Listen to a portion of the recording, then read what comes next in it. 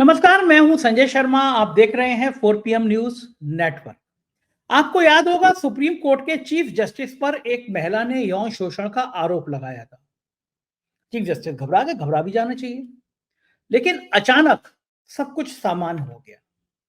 फर्क इतना है कि वो चीफ जस्टिस जैसा फैसला सरकार चाहती थी वैसा फैसला अचानक उनकी कलम से निकलने लगा और साहब रिटायर हुए और तुरंत राज्यसभा भेज दिए गए।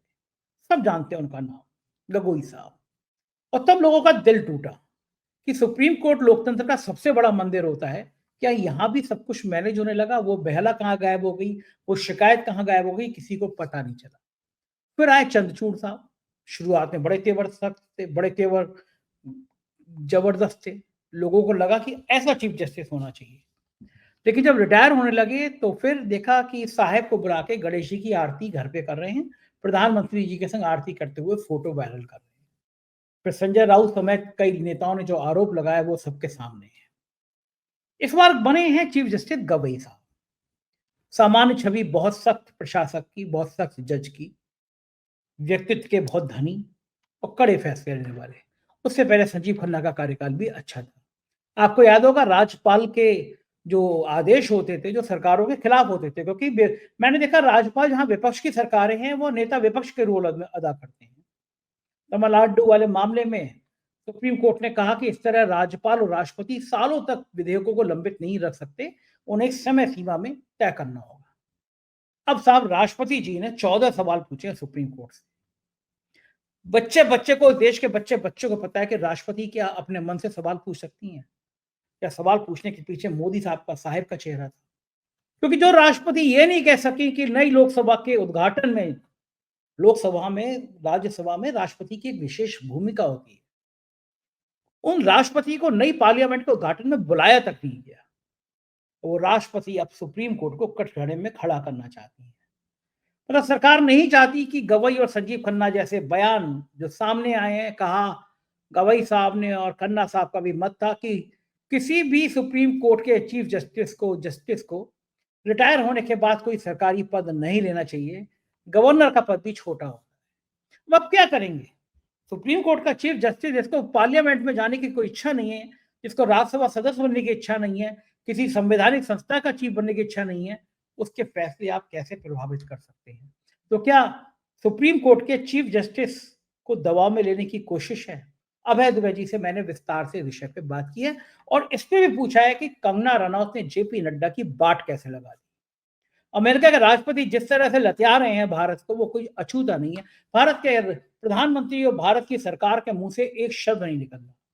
कंगना रनौत ने बयान क्या कुछ ट्वीट कर दिए, जेपी नड्डा जी ने फोन करके डिलीट करो इसको। खेल क्या है? और वो विवादित, वो बेशरम मिनिस्टर भाजपा का जिसकी फटकार सुप्रीम कोर्ट से लगी लेकिन उसको बर्खास्त नहीं किया गया, उसकी रणनीति क्या है, क्यों ऐसा हुआ? बहुत अच्छी रोचक बातचीत है अभय दुबे जी से। मुझको यकीन है ये आपको पसंद जरूर आएगी। पहले चैनल को सब्सक्राइब करिए, ज्वाइन करिए। चलते हैं अभय दुबे जी के पास। 4 PM न्यूज नेटवर्क में स्वागत है अभय दुबे जी आपका। मैं राष्ट्रपति के पद पर कोई सवाल नहीं खड़े कर रहा, लेकिन भारत के 140 करोड़ की आबादी में किसी से भी पूछेंगे कि हिंदुस्तान की राष्ट्रपति कितनी आजाद हैं, तो वो एक ही बात स्वर में कहेगा कि हिंदुस्तान की राष्ट्रपति वही करती हैं और कहती हैं जो मोदी जी उनके लिए कहते हैं। अब बड़ा सवाल यह है कि क्या सुप्रीम कोर्ट अब स्वतंत्र नहीं रह पाए? असल में कई जज ऐसे हुए हैं, सुप्रीम कोर्ट के चीफ जस्टिस ऐसे हुए हैं जिन्होंने मोदी जी के सुर ताल में अपने कदम सारे मिलाए। एक चीफ जस्टिस ऐसे थे जो थोड़ा फैसला देना चाहते थे, अचानक एक महिला आई, उन पे यौन शोषण का आरोप लगा दिया। चीफ जस्टिस तो इंसान ही है, उनकी हवा खराब, जान सूख गई। फिर जो भी डील हुई, लेकिन चीफ जस्टिस ने ऐसे ऐसे फैसले दे दिए कि पूरा देश हैरान था और नौकरी छोड़ते ही उनको राज्यसभा सदस्य भेज दिया गया। ऐसी परंपरा रही। चंद्रचूड़ साहब जब आए तो लोगों को बड़ा भरोसा जगा कि अब सुप्रीम कोर्ट से कम न्याय की उम्मीद होगी, पूरी तरह न्याय की उम्मीद होगी, उस पर सवाल नहीं खड़े होंगे। क्योंकि ये कहा जाता है कि कानून का पालन सिर्फ होना ही नहीं चाहिए, होते हुए दिखना भी चाहिए कि भाई ये लोगों को लग रहा है कि इस कानून का पालन हो रहा है। पिछले दिनों सुप्रीम कोर्ट ने राष्ट्रपति को पद लिखकर याद दिला दिया था, कह दिया था कि जो राज्यपालों के फैसले आप महीनों सालों तक लंबित रखती हैं, ये नहीं रखे जाने चाहिए और फैसले तुरंत होनी चाहिए। अब बड़ा सवाल था, साहब की नाक कट गई क्योंकि वो गवर्नर तो यहाँ पे विपक्ष के नेता की तरह काम करते हैं। विपक्ष की राज्यों की सरकारें जहाँ-जहाँ होती हैं। लिहाजा राष्ट्रपति महोदया ने उल्टा सुप्रीम कोर्ट से 14 सवाल पूछ लिए। उन सवालों का अगर मैं लब्बो-लुआब ये निकालूँ तो बस ये है कि आपकी हिम्मत कैसे पड़ी मुझसे कुछ पूछने की? क्या सुप्रीम कोर्ट को इतना भी अधिकार नहीं है और मामला भी कितना जायज़ था? कोई राज्यपाल के फैसले हैं और राष्ट्रपति महीनों सालों तक उस पे साइन नहीं कर रहा है। जनता के हित के मुद्दे फँसे हुए हैं। तो आपको क्या लगता है ये राष्ट्रपति का पद किस लिए, किसके इशारे पे क्यों भेजा गया है? इस पे ज़रा आप मुझे बताइए। संजय जी, इस मामले में मेरी राय बिल्कुल साफ है और मैं उसको आपके सामने रखता हूं। थोड़ा विस्तार भी हो सकता है इसके अंदर, क्योंकि बहुत महत्वपूर्ण मसला है। सुप्रीम कोर्ट ने जब तमिलनाडु के राज्यपाल और तमिलनाडु की सरकार के बीच के विवाद के ऊपर अपना फैसला दिया और उसी फैसले में उन्होंने ये भी तय किया कि तमिलनाडु के राज्यपाल कितने दिनों तक रख सकते हैं कोई विधेयक, कोई कानून, और राष्ट्रपति कितने दिनों तक उसको रख सकते हैं। यह करने के लिए सुप्रीम कोर्ट ने एक संवैधानिक अधिकार का उपयोग किया। मैं वकील नहीं हूं तो मैं उस अनुच्छेद, वो अनुच्छेद अभी मेरे दिमाग में नहीं आ रहा है, लेकिन वो अनुच्छेद सुप्रीम कोर्ट को विशेष किस्म के अधिकार देता है। ऐसे अधिकार देता है जिनके तहत सुप्रीम कोर्ट राज्यपाल के ऊपर भी बंदिशें लगा सकता है और राष्ट्रपति के ऊपर भी बंदिशें लगा सकता है। सुप्रीम कोर्ट एक विवेकाधीन संस्था है। मेरी बात को मार्क कीजिए, मैं इसको रेखांकित कर कहना चाहता हूं। सुप्रीम कोर्ट एक विवेकाधीन संस्था है जिसको संविधान का विवेक, जो अपने विवेक से संविधान के साथ की गई किसी भी छेड़छाड़ की समीक्षा करता है। किसी भी नए कानून, कोई भी नया कानून जो संविधान के मुताबिक है या नहीं, उसकी समीक्षा करता है। लेकिन राज्यपाल और राष्ट्रपति, ये दोनों संस्थाएं जो संविधान सम्मत संस्थाएं हैं, इनको विवेकाधीन अधिकार नहीं है। बिल्कुल सीधी सी बात है, इसके अंदर कोई हेरफेर नहीं है। ये बहुत स्थापित तथ्य हैं। सरकार, चुनी हुई सरकार, जब राज्यपाल को कोई प्रस्ताव, कोई कानून भेजेगी तो राज्यपाल एक निश्चित समय में उस कानून को या तो स्वीकार कर लेंगे, अपनी मोहर लगा देंगे, या सरकार को पुनर्विचार के लिए भेजेंगे। पुनर्विचार करने के बाद अगर दोबारा फिर आता है तो राज्यपाल उसको स्वीकार करने के लिए बाध्य है। उसमें अपने विवेक और अपनी पसंद नापसंद का इस्तेमाल नहीं कर सकते। बिल्कुल यही स्थिति राष्ट्रपति के बारे में है। राष्ट्रपति और राज्यपाल भारतीय संविधान के मुताबिक भारतीय संघ की शोभा प्रतिष्ठा वाले पद हैं। ये चुनी हुई सरकारों को और जनप्रतिनिधियों को नियंत्रित करने वाले और निर्देशित करने वाले पद नहीं है। चुनी हुई सरकार उनको जो भाषण लिख के देती है, उस भाषण को वर्बेटम शब्दशः उनको पढ़ना पड़ता है। उसमें वो एक भी लफ्ज का हेरफेर नहीं कर सकते। यही इस बात का सबूत है कि उनके पास कोई भी विवेकाधीन अधिकार नहीं है। उन्हें संतुलित तरीके से, शिष्ट तरीके से, मर्यादित तरीके से संविधान द्वारा बनाई गई जो सीमाएं हैं, उन सीमाओं में रहते हुए अपने पद पर तब तक रहना है जब तक कि उनका कार्यकाल है। इसके अलावा अगर कुछ भी करते हैं तो वो संविधान की मर्यादा को तोड़ते हैं और पूरे लोकतंत्र में जो शक्तियों का संतुलन है, उस संतुलन को गड़बड़ाते हैं। ये बिल्कुल सीधी सी स्थिति है। अब भारतीय जनता पार्टी की जो सरकार है, उसने एक नया हथकंडा शुरू किया है। वो हथकंडा ये है कि वो किसी भी तरीके से न्यायपालिका की जो शक्तियां हैं उनको न्यूट्रलाइज करना चाहते हैं। संविधान में उसके लिए संशोधन कर नहीं सकते, क्योंकि उसमें संविधान संशोधन करने से संविधान का बुनियादी ढांचा ही टूट जाएगा। तो उसके लिए वो न्यायपालिका के ऊपर दबाव बनाना चाहते हैं, और उस दबाव बनाने के लिए वो राज्यपालों का इस्तेमाल कर रहे हैं, दबाव बनाने के लिए वो उपराष्ट्रपति का इस्तेमाल कर रहे हैं, दबाव बनाने के लिए वो भाजपा के विभिन्न नेताओं का इस्तेमाल कर रहे हैं। और अब ये पूरी युक्ति है दबाव बनाने की, उसमें सबसे शिखर पे पहुंच गई है इस वक्त राष्ट्रपति का इस्तेमाल कर रहे हैं। ये भारत के इतिहास में पहली बार हो रहा है कि राज्यपाल और राष्ट्रपति न्यायपालिका के ऊपर सवाल उठा रहे हैं कि न्यायपालिका को ऐसा करने का अधिकार है कि नहीं, वैसा करने का अधिकार है नहीं। ये सब काम राज्यपाल और राष्ट्रपति का है ही नहीं। ये सोचने का काम भी उनका नहीं है। व्यक्तिगत रूप से वो सोचते रह सकते हैं, जब वो पद पे नहीं रहे तो अखबार में लेख लिखें इस बात को। भाई आप व्यक्तिगत रूप से कुछ भी, आप जैसे हम और आप स्वतंत्र नागरिक हैं, हमें हर चीज पर टिप्पणी करने का अधिकार है, लेकिन जब हम संविधान की शपथ लेकर राष्ट्रपति बन जाएंगे या राज्यपाल की शपथ लेंगे, तब हम अपने अधिकारों का उस स्वतंत्रता के साथ में और उस खुलेपन के साथ में ओपन एंडेड तरीके से इस्तेमाल नहीं कर सकते। अगर हमें बहुत ज्यादा अपने अधिकारों का शौक है तो हमें उस पद से इस्तीफा दे देना चाहिए और खुल के फिर प्रेस कॉन्फ्रेंस करें, अपनी बात कहें, कोई दिक्कत नहीं। इस सरकार की आलोचना करो, जज की आलोचना करो, अदालतों की आलोचना करो, सुप्रीम कोर्ट की आलोचना करो, जो मन में आया करो। ये आप नहीं कर सकते। अच्छा, अब समस्या क्या है कि जब वो आखिरकार महामहिम राष्ट्रपति हैं तो उनका सम्मान रखना भी हम सब लोगों का कर्तव्य है, न्यायपालिका का भी कर्तव्य है उनका सम्मान रखना। राज्यपाल भी योर एक्सीलेंसी है।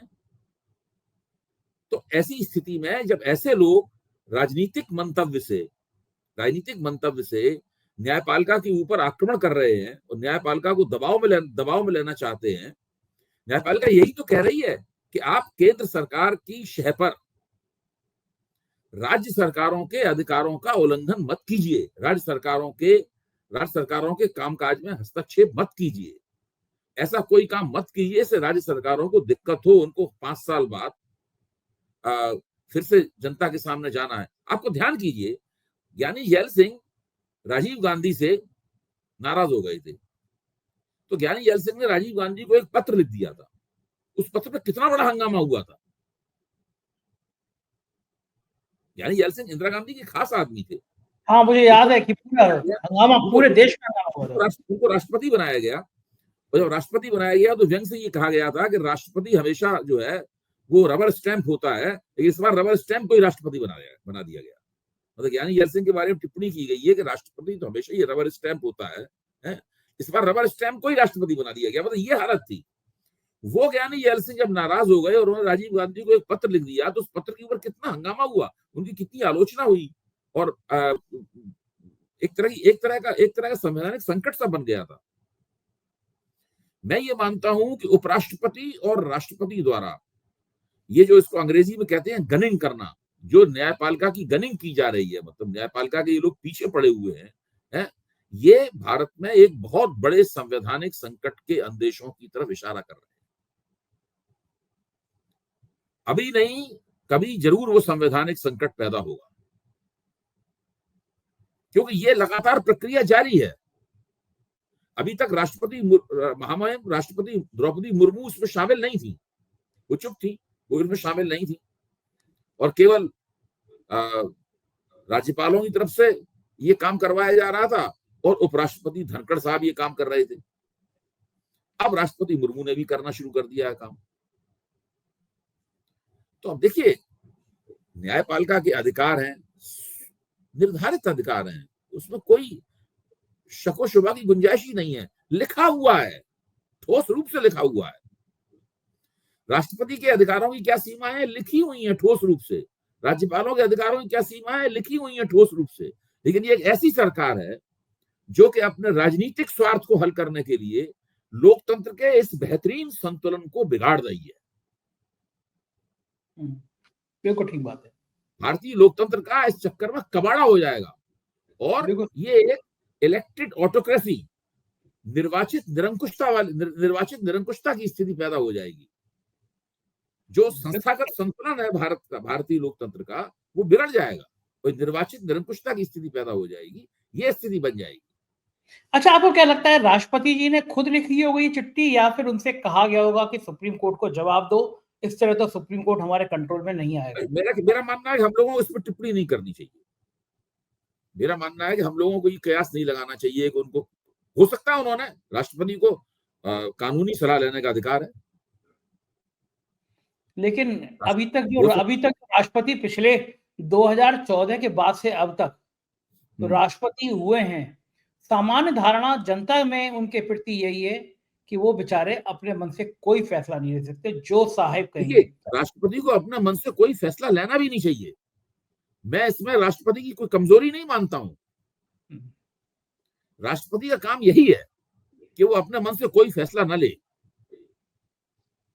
अच्छा, ये देखिए, राष्ट्रपति और राज्यपाल अगर अपने मन से फैसला लेने लगेगा तो वो फिर क्या होगा उसमें? फिर जो निर्वाचित सरकार है उसके अधिकारों में हस्तक्षेप होगा। भाई, राष्ट्रपति तकनीकी रूप से भारत की रक्षा सेनाओं का सर्वोच्च सेनापति है। मान लीजिए केंद्र सरकार ये कहती है कि भाई रक्षा सेनाओं को ये करना चाहिए, राष्ट्रपति अपने मन से कोई फैसला ले ले उसमें। राष्ट्रपति को अपने मन से कोई फैसला लेना ही नहीं चाहिए। राष्ट्रपति, यही संविधान ने उससे कहा है कि आप राष्ट्रपति भवन में रहिए और चुनी हुई सरकार आपसे जो कहे उसको कीजिए। इसके अलावा दिक्कत की बात क्या है कि एक चुनी हुई सरकार की बात तो वो लोग मान रहे हैं, लेकिन दूसरी चुनी हुई सरकार की बात नहीं मान रहे हैं। जो भाजपा की चुनी हुई सरकार है उसकी बात तो मान रहे हैं, लेकिन जो गैर भाजपा चुनी हुई सरकार है उसकी बात नहीं मान रहे, उसके काम में डंगा लग रहा है। सही बात है। और आज जब राज्यपाल किसी चीज को राष्ट्रपति को भेज देते हैं तो यहाँ से निकलती है वहां अटक जाती है, सालों तक अटकी रहती है और महत्वपूर्ण बिल होते हैं। तो सुप्रीम कोर्ट बोले भी ये एक तरह की चालाकी खेली जा रही है। अच्छा, अब इसके अंदर क्या है, या तो सारे जज वगैरह खुल के निकल आए सामने और वो इस बात को कहने लगे सार्वजनिक रूप से। ये भी नहीं हो सकता है, ये संभव भी नहीं है। जो न्यायपालिका का स्ट्रक्चर है उसमें इस प्रकार की संभावना भी नहीं है। जजों का एक बहुत बड़ा हिस्सा जो है वो केंद्र सरकार का मुखापेक्षी है। गणेश, जब चीफ जस्टिस घर में बुला के गणेश जी की आरती करने लगे प्रधानमंत्री को, तो क्या हो रहा है इस देश में पता नहीं। लोग आप ही देखिए, आपने ऐसा कौन सा काम किया था जिससे आपके चैनल को प्रतिबंधित कर दिया गया? हाँ, सही बात है। कोई अभी तक आपको पता चला ना, और बिना पूछे खोल भी दिया गया। नहीं, वो छोड़िए, वो तो बात क्या है। अभी तक आपको पता चला कि आपको क्यों प्रतिबंधित किया गया था? कोई मेल नहीं, कुछ नहीं। आपको 10-15 दिन इतना प्रतिबंध रखा, आपने की दौड़ धूप की, आप लखनऊ से दिल्ली आए, आपने वकीलों को किया, आपने काफी पैसे भी आपके इसमें खर्च हुए होंगे, बहुत सा तनाव हुआ होगा, और बाद में अचानक आपके चैनल को खोल दिया गया क्योंकि सरकार सुप्रीम कोर्ट के सामने जवाब देने की स्थिति में नहीं थी। इसे ही कहते हैं निर्वाचित निरंकुशता। निर्वाचित निरंकुशता किसे कहते हैं? ये जो बिना निर्वाचित हुए निरंकुशता होती है, फौजी तानाशाही वगैरह होती है, वो अगर होती तो उसने तो आपको ले जाके अंधेरे किसी कोने में डाल दिया होता। सही बात। आपके जैसे लोग किसी अंधेरे कोने में पड़े होते इस वक्त। हमारे परिवारों को पता ही नहीं होता कि हम कहाँ पे हैं।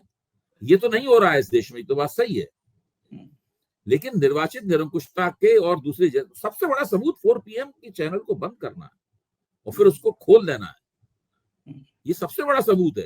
भाई, ये पूछा जाना चाहिए। मुझे पता नहीं आपके वकील साहब अदालत से ये पूछेंगे कि नहीं पूछेंगे कि आखिरकार वो कौन से अधिकार थे और वो कौन से कारण थे जिनके तहत 4 PM के प्रदर्शन पर भारत में रोक लगाई गई। भाई, कुछ तो निकल के आना चाहिए ना, पता होना चाहिए। आपके जो करीब 80 लाख 90 लाख दर्शक हैं, जब उन्होंने 4 PM ट्यून किया होगा पता लगा उस पर इबारत लिखी हुई जा रही है, स्क्रीन काली अंधेरी है। तो ये क्यों हुआ? इसका जवाब कौन देगा? तो ये सारे के सारे लक्षण जो है ना निर्वाचित निरंकुशता के लक्षण है। ठीक बात है। ये इलेक्टोरल ऑटोक्रेसी के लक्षण है। सहमत हूं इस बात से। दूसरा, मेरे को अब याद आया कि जब लोकसभा का नई पार्लियामेंट का उद्घाटन हुआ, जिसमें एक सदन में राष्ट्रपति की बड़ी अहम भूमिका होती है, उस तक में तो राष्ट्रपति को बुलाया नहीं गया, इतना सम्मान दिया गया। हम राम मंदिर का जिक्र नहीं कर रहे हैं, वो तो एक निजी एक धार्मिक आयोजन था, उसमें बुलाया नहीं बुला से मेरी कोई टिप्पणी नहीं। लेकिन पार्लियामेंट का उद्घाटन, उसमें राष्ट्रपति को न्योता तक नहीं। तब राष्ट्रपति ने नहीं पूछा सरकार से कि आखिर नई पार्लियामेंट की स्थिति में दोनों सदनों में राष्ट्रपति की भूमिका होती है नहीं होती है, मुझे क्यों नहीं बुलाया गया? तब क्यों नहीं पूछा होगा अभी जी उन्होंने? देखिए, राष्ट्रपति का काम उद्घाटन करना होता है, राष्ट्रपति का काम फीते काटना होता है, राष्ट्रपति का काम किताबों के विमोचन का होता है, राष्ट्रपति भवन का जो हॉल होता है वहां पे जाते हैं, वहां पे विमोचन होता है उनका। राष्ट्रपति के ये काम होते हैं, सारे औपचारिक किस्म के काम है, ये शोभा प्रतिष्ठा वाले काम है। राष्ट्रपति का केवल एक ही काम महत्वपूर्ण होता है कि जब चुना हुआ सदन कोई कानून पारित करे, सरकार का कोई विधेयक जो है कानून में बदले, तो उसको, या कोई सरकार अध्यादेश जारी करे, तो वो राष्ट्रपति की मर्जी के लिए जाता है। अगर राष्ट्रपति उसमें अपने विवेक का इस्तेमाल करके उसमें हाँ या ना करना शुरू कर देगा, तो सरकार क्या करेगी फिर? सही बात है, सरकार क्या करेगी? सरकार क्या करेगी? सरकार खत्म। बिल्कुल ठीक बात सरकार है। अपनी सरकारियत, भाई सरकार को अपनी सरकारियत चलानी है ना, सरकार की सरकारियत ही नहीं चलेगी तो खत्म हो गया मामला उसका। बिल्कुल ठीक है। एक हाँ, दूसरे में अगर राष्ट्रपति को लगता है कि ये जो कानून आया है, इस कानून में कुछ कमियां हैं, इस पे एक बार पुनर्विचार किया जाए, ये इतनी संविधान उन्हें इजाजत देता है, राज्यपाल को लगता है इतनी इजाजत उन्हें मिलती है, तो वो दोबारा भेज सकते हैं उनको, इसमें कोई बात नहीं, तो उनके अधिकार के दायरे में। लेकिन जब दोबारा फिर से आएगा तो फिर नहीं उसको लटका सकते। अब ये एक हथकंडा इस्तेमाल कर लिया गया है कि वो उसको लटकाए हुए हैं, ना उसको खारिज कर रहे हैं, ना उसको स्वीकार कर रहे हैं, ना उसको आगे भेज रहे हैं। आगे भेज दिया तो आगे लटक गया। तो अब इसका क्या इलाज क्या है इसका? भाई कुछ ना कुछ तो समस्या का हल होना चाहिए। वही सुप्रीम कोर्ट ने करने की कोशिश की थी। बात है। अब दूसरा मजेदार वाक्य, सुप्रीम कोर्ट का मुख्य न्यायाधीश जो कि राष्ट्रपति को शपथ दिलाता है, आप सोचिए, सुप्रीम कोर्ट का मुख्य न्यायाधीश जो राष्ट्रपति को शपथ दिलाता है, राष्ट्रपति जो सुप्रीम कोर्ट के मुख्य न्यायाधीश को शपथ दिलाते हैं, अगर उनके बीच में जवाब सवाल होने लगेगा, इससे आप समझ सकते हैं कि लोकतंत्र की हालत कितनी खस्ता हो रही है। बिल्कुल ठीक है। एक दूसरा मसला और मजेदार है कि हमारी बेचारी सांसद कंगना रनौत से जुड़ा हुआ है। दिन खराब चल रहे हैं। एक तो प्रधानमंत्री जी ने उनके जो कट्टर आलोचक थे सिंगर, उनको बुला बुला के फोटो खिंचवाए थे कुछ महीने पहले। उनकी बहुत पैसे लगाई हुई इमरजेंसी पिक्चर आई, उसको प्रोत्साहन नहीं दिया गया। और अब जब अमेरिका के राष्ट्रपति ट्रंप एक के बाद एक अपमानित कर रहे हैं भारत को, साफ साफ कह दिया कि भैया एप्पल फोन के सीईओ थे कि भाई यहाँ पे फोन मत लॉन्च करो, भारत में मत करो। कंगना रनौत ने एक के बाद एक ट्वीट कर दिए कि हमारे मोदी जी महान है, ट्रंप को कुछ नहीं आता जाता। जेपी नड्डा का फोन आया कि ये क्या कर रही हो, ट्रंप तुरंत डिलीट करो ये सारे सारे ट्वीट ट्रंप को लेकर जो किए। और कंगना रनौत ने वो ट्वीट डिलीट करते हुए लिख दिया कि जेपी नड्डा का फोन आया था इसलिए मैंने डिलीट कर दी। भारतीय जनता पार्टी के अंदर लोकतंत्र का इससे बड़ा नमूना क्या हो सकता है? जेपी नड्डा को तो आज कहीं का छोड़ा ही नहीं कंगना जी ने। आपका क्या मानना है? देखिए, कंगना जी अभूतपूर्व है। कंगना जी ऐसा सांसद न कभी हुआ है, न कभी होगा। और वो, ये बात सही है कि वो राजनीति का स्वाद चखने के लिए एक सफल अभिनेत्री थी, काफी सफल अभिनेत्री थी, बहुत अच्छी अभिनेत्री हैं। मैं उनकी एक्टिंग स्किल्स जो है, उनकी अभिनय की जो क्षमताएं हैं, उनका मैं बड़ा प्रशंसक हूँ और हमेशा प्रशंसा करता हूँ। लिखा भी है मैंने उनकी तारीफ करते हुए, और बोलता भी उनकी तारीफ में हूँ। लेकिन जैसे, और बिल्कुल बिना किसी की मदद के अकेले अपने दम पे उन्होंने अपनी जगह बनाई है। ऐसा उनके कोई गॉडफादर भी नहीं थे, ये भी बात सही है, इसके लिए भी उनकी तारीफ की जानी चाहिए। लेकिन फिर उनको राजनीति का शौक पैदा हुआ। राजनीति के शौक पैदा होने के चक्कर में वो हिमाचल प्रदेश की खुद है भी, वहां से वो सांसद हो गई। अब नड्डा साहब भी हिमाचल प्रदेश के, तो हिमाचल प्रदेश की जो राजनीति है अंदर की, उसको मत भूलिए इस सवाल के ऊपर।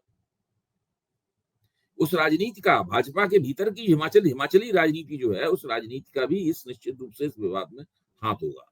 दूसरे, कंगना जी काफी दिनों से उपेक्षित महसूस कर रही हैं।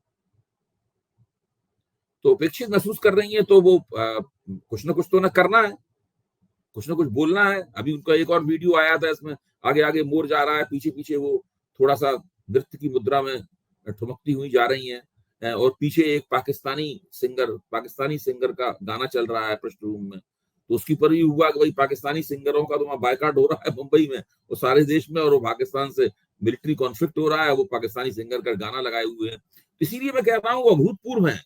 और ऐसी सांसद जिस पार्टी की होगी, उस पार्टी के लिए हमेशा कोई ना कोई मुश्किल पैदा करती रहेगी, हमेशा कुछ ना कुछ ऐसी स्थिति बनती रहेगी उनकी तरफ से। एक सेकंड अभी एक सेकंड, मुझे याद आ रहा है जैसे ही वो सांसद चुनी गई थी, आपका मेरा शो था और आपने कहा था कि ये भारतीय जनता पार्टी के लिए वो नासूर बनेंगी सांसद के बाद, इनको ना उगल पाएंगे ना बोल पाएंगे। आपने उसी समय कह दिया था और वही हुआ। लेकिन जेपी नड्डा का अब सबके सामने आ गया कि नड्डा साहब इस तरीके से फोन कर करके जो है दबाव डालते हैं कि आप ये कीजिए वो कीजिए, सब निकल के आ गया कि नहीं आ गया? तो ये सब चीजें हमेशा इन लोगों के लिए दिक्कत तलब है। वो राजनीतिक समझ उनके अंदर नहीं है। कंगना जी जितनी अच्छी अभिनेत्री हैं, उतनी खराब पॉलिटिशियन। बिल्कुल ठीक खराब बात है। भी नहीं कहूंगा, मैं कहूंगा नादान पॉलिटिशियन है। ये जो कर रही है ना, वैसे खराबी भी नहीं है इसमें, लेकिन नादानी है इसके अंदर। वो दूसरा, वो हमें भी जो कल हम लोगों ने बात की थी, अंबानी जी पहुंच गए ट्रम्प से मिलने के लिए और बयान आ गया कतर में। एक्चुअल में अंबानी जी के जो निवेश है तेल के गैस के लिए, कतर तो बहुत बड़ा निवेश है उनका कतर से, और अब वो और निवेश और गैस चाहते हैं। तो इधर ट्रम्प जो है भारत के लिए ऐसी तैसी कर रहे हैं कि एप्पल फोन मत बनाओ, उधर अंबानी जी पहुंच गए। अंबानी की डील कल हम लोगों ने बात किया भी था इस विषय पर। ट्रम्प जो लगातार रोज एक गोला भारत पे छोड़ रहे हैं और लगातार बार के एक के बाद एक कह रहे हैं कि वो ये मत करो वो मत करो, क्या लगता है आपको कि स्थिति और खतरनाक होती चली जा रही है? भारत बेचारा जवाब ही नहीं दे पा रहा। एमपी मेरा कंगना, तो मानना यह है कि देखिए, अगर भारत ने बहुत जल्दी ही ट्रंप को तुर्की बतुर्की जवाब देने न शुरू किए तो भारत के लिए, अब देखिए नड्डा साहब को जो कंगना राणावत के हाथ से समस्या हुई, उसमें भी ट्रंप वाला मामला है, क्योंकि कंगना राणावत ने ट्रंप के ऊपर आक्रामक ट्वीट किए। नड्डा साहब को लगा भाई ट्रंप के ऊपर आक्रामक ट्वीट करना तो हम नहीं कर सकते, ट्रंप साहब तो बहुत बड़े आदमी है, तो उन्होंने कहा हटाइए, तो उन्होंने नड्डा साहब का नाम की पोल खोल दी। तो अब ये छोटे स्तर की समस्या है, ये इसमें ट्रंप की वजह से ये समस्या जो पैदा हुई, ये छोटे स्तर की समस्या है। वो बहुत बड़े स्तर की समस्या है। उन्होंने टिम कुक को, जो एप्पल के सीईओ हैं, अपने बुलाया व्हाइट हाउस में और झाड़ दिया, बहुत बुरी तरह डांटा है उनको, टिम कुक को झाड़ दिया। टिम कुक वहां से झाड़ सुन के चले आए। तो ये जो पूरी स्थिति, मतलब ट्रंप की वजह से सारी दुनिया में जो बेचैनियां पैदा हुई हैं, अर्थव्यवस्थाओं में जो अस्थिरता पैदा हुई है, इसने मोदी जी को एक सबक जरूर दिया होगा। मैं नहीं मान सकता हूं कि मोदी जी अफसोस इस वक्त न कर रहे होंगे कि इस आदमी से क्यों ताल्लुकात हमने स्थापित किए, क्योंकि अगर आप तखमीना लगाएं, हिसाब किताब लगाएं, ट्रंप की वजह से भारत को कोई भी लाभ नहीं हुआ है आज तक, सिर्फ नुकसान ही नुकसान हुए हैं। मोदी जी को कोई लाभ नहीं हुआ है, उनकी छवि शासक में पड़ी हुई है, उनकी सरकार की छवि शासक में पड़ी हुई है, सारी दुनिया उनको ट्रंप के पिट्ठू के तौर पर देख रही है। इस सब समस्याओं से निकलना होगा उनको, उन्हें तय करना होगा कुछ कि भाई ट्रंप को कुछ जवाब दिया जाए, इनको कहा जाए कि ये सब आप जो कर रहे हैं छोड़िए, आप इससे भारत कहना होगा कि आपकी छवि ट्रंप के तरफ उंगली करके कहना होगा कि आपकी छवि ये गैर गंभीर अमेरिकी राष्ट्रपति की बनती जा रही है या बन गई है, लोग आपको मजाक उड़ाते हैं आपके पीछे, आप इस तरह की उल्टी सीधी बातें करते हैं। जब वो कह रहे हैं भाई 1500 साल से भारत और पाकिस्तान का जो है वो कश्मीर में विवाद चल रहा है, अब किस तरह की बात है बताइए आप? ये कोई आप मतलब ठीक है, कंगना राणावत के स्तर की बात नहीं है, लेकिन मतलब वो रेंज वही है। रेंज वही है। रेंज वही है। एक आखिरी सवाल आपसे, बीजेपी का वो बेशरम मिनिस्टर जिसने कर्नल सोफिया के बारे में विवादित बयान दिया था और बड़ी मामूली धाराओं में एफआईआर हुई, हाईकोर्ट नाराज हुआ कि क्या एफआईआर है, सुप्रीम कोर्ट ने भी उसको बड़ी फटकार लगाई। वो पहुंचा था कि साहब एफआईआर खारिज कर दी, सुप्रीम कोर्ट ने भी कहा, लेकिन ऐसे बेशरम मिनिस्टर को बर्खास्त नहीं किया गया। हालांकि जो बलिया में एक बीजेपी के नेता थे जो कह रहे थे मैं ट्रांसपोर्ट मिनिस्टर दयाशंकर का रिश्तेदार हूँ, अपनी गोद में एक बार वालों को बैठा के अश्लील उसके शरीर से स्पर्श कर रहे थे, उनको पार्टी ने निकाल दिया। लेकिन मिनिस्टर में ये उनका क्या हुआ? उनको बीजेपी ने उनका क्या निकाल हुआ? दिया, उनको निकाल दिया पार्टी। जब बहुत हल्ला बीजेपी हुआ ने ना, निकाल दिया। हाँ वो डांस भी था, अश्लील डांस था ना, मतलब इस तरह से 70 साल की उम्र है और कह रहे हैं कि मुझे साजिश में फंसा दिया गया, मतलब किसी ने बार वालों को गोद में उठा दिया, उनके हाथों को चुंबक की तरह कहीं स्पर्श करा दिया, तो वो ऐसी सी बातें कर रहे हैं। लेकिन इस बेशरम मिनिस्टर को पार्टी ने नहीं निकाला, एफआईआर तो जरूर हाई कोर्ट के आदेश भाई भारतीय जनता पार्टी एक राजनीतिक दल है और वो अपने राजनीतिक फायदे नुकसान को सबसे ज्यादा आगे रखती है, उसके लिए किसी चीज की वो परवाह नहीं करती। ये आदिवासी नेता है, ये सज्जन जिन्होंने कर्नल सोफिया कुरैशी को लेकर बेहुदा बातें कही हैं, ये आदिवासी नेता हैं और अब मध्य प्रदेश में आदिवासी वोटर बहुत हैं और भारतीय जनता पार्टी किसी भी आदिवासी नेता को अपने हाथ से निकलने नहीं देना चाहती। ये वही सज्जन है, इन्होंने एक बात में शिवराज सिंह चौहान की पत्नी के बारे में उल्टी सीधी टिप्पणियां की थी, उस वक्त इन्हें मंत्रिमंडल से निकाल दिया गया था, लेकिन इनका राजनीतिक महत्व इतना ज्यादा है कि इनको फिर से दोबारा मंत्रिमंडल में रखा गया। इसका मतलब है कुछ ना कुछ तो उनका क्लाउड है ही, कुछ ना कुछ तो उनका प्रभाव है ऐसा जो जो उनको राजनीति में इस तरह की उल्टी सीधी बातें बोलने के बावजूद, मतलब ढीली जबान के आदमी है, बोलने के बावजूद भी टिकाए टिकाए हुए है। मुझे क्या लगता है कि भारतीय जनता पार्टी इतनी बड़ी ताकतवर पार्टी है, मध्य प्रदेश में उससे ज्यादा ताकतवर इस वक्त भाजपा मध्य प्रदेश में अपनी ताकत के शिखर पर है। और मतलब बहुत, जब सब यूपी में आप हार गए, राजस्थान में आप हार गए, लेकिन मध्य प्रदेश में आप देखिए कितना जबरदस्त भाजपा जीती वहां पर। वो ये आदमी क्या कर लेगा? तो ऐसे ऐसे लोगों को पता नहीं भाजपा क्यों तरजीह देती है, क्यों बचाने की कोशिश करती है। मैं कभी भी नहीं समझ पाता हूं इस बात को। ये मेरी कमी हो सकती है। वो कौन सी मानसिकता है, मतलब वो कौन सा जोड़ बाकी गुड़ा भाग है, वो कौन सा आकलन है जिसके आधार पर जो है वो भाजपा कहती है इन लोगों को बचाया जाए। मतलब इस आदमी के नाम पे सॉफ्ट पैडलिंग क्यों की जा रही है? इसको कभी निकाल देने से भाजपा को फायदा होगा भाई। अगर इसको तुरंत मंत्रिमंडल से बर्खास्त कर दिया जाए तो भाजपा को फायदा होगा। घुमा फिरा के फिर रख लेते 1-2 साल बाद। लेकिन नहीं, बहुत बदनामी हो रही है। कर रहे हैं। ठीक बात है, निगाह बनी रहेगी। बहुत बहुत शुक्रिया अभय जी, आपने हमसे बातचीत करी, धन्यवाद, थैंक यू। ये थे अभय दुबे जी, और मुझको यकीन है ये बातचीत आपको जरूर पसंद आई होगी। और मैं चाहता हूं कि अगर आपको इसमें कुछ और चीज जोड़नी हो, कुछ और सवाल अभय दुबे जी से पूछने हो, तो कमेंट करके जरूर बताइएगा। शुक्रिया, थैंक यू।